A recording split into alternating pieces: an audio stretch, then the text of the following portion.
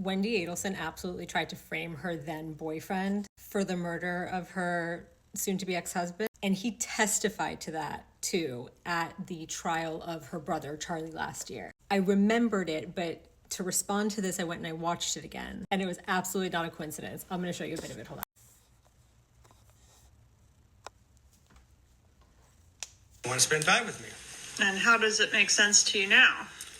Well, if I had left on my trip at the scheduled time that she had known about for quite a while, I would have driven pretty close to Dan Markel's house about the same time as at the murder, in a similar looking car to the suspect vehicle. What type of vehicle did you drive? I drove a 2004 Nissan Sentra that was silver metallic gray color.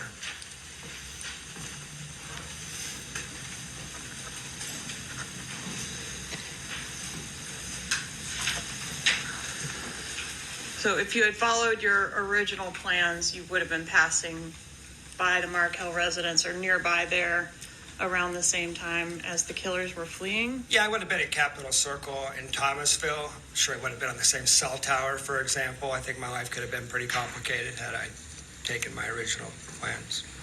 All right, so that wasn't it, okay? The murder happened on July 18th, a Friday at 11 a.m. Earlier in the week, he, the boyfriend, had texted Wendi something along the lines of, if this isn't going to work out, just let me know. And apparently she was like, no, I really want to see you. Let's go to yoga together. And she was acting like she was very excited to see him at yoga. We can talk then. And then suddenly, like within 30 minutes or so, she changes her tune and she says, I think we should drive separately. And he's like, okay. So they meet at yoga. They're not really able to talk.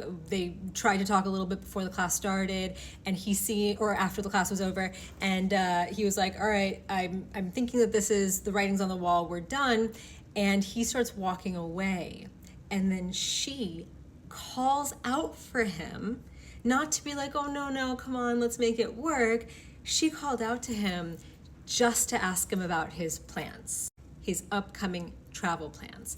She asks him, are you still planning to go to Georgia on Friday?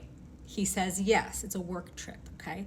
And she says, like, what time are you leaving? So he said that he recalls that it was very specific questions about what route he would be taking, what time he was leaving, and that she was just strangely interested in the details of his trip.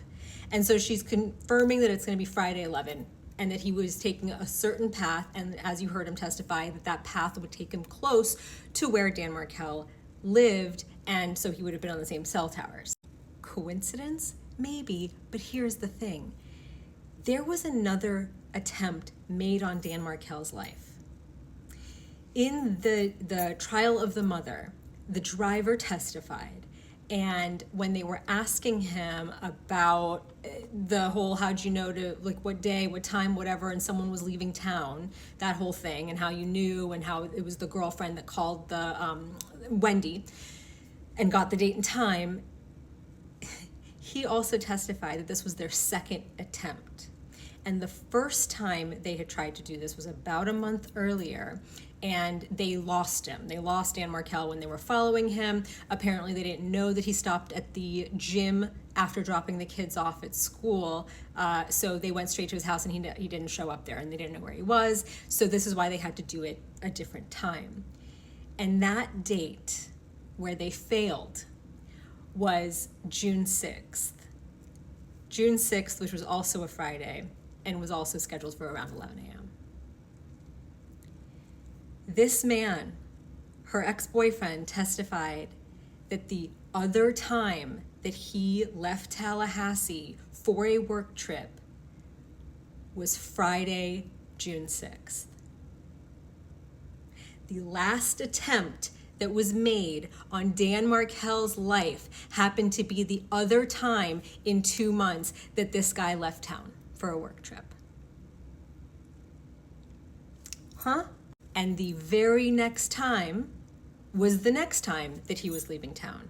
And she was specifically interested in his travel plans. Nobody knew that he actually left Thursday night instead. And there were videos of him at Kmart around the time, or like an hour after the murder. And there was no way that he could have made it to Georgia in that time. She was setting him up. And when her plan fell apart, she distanced herself from her family.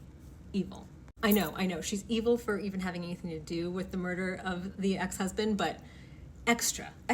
These dates are not a coincidence. These 2 attempts on Dan Markel's life happening to be on the same 2 dates that this guy left town in that period of time. The only 2 dates he left town. Not a coincidence. And the only way that anyone would have known about those dates would have been from her. And she does not have an innocent reason to have told anyone in her family that this guy was leaving town, especially since they broke up at yoga, in my opinion.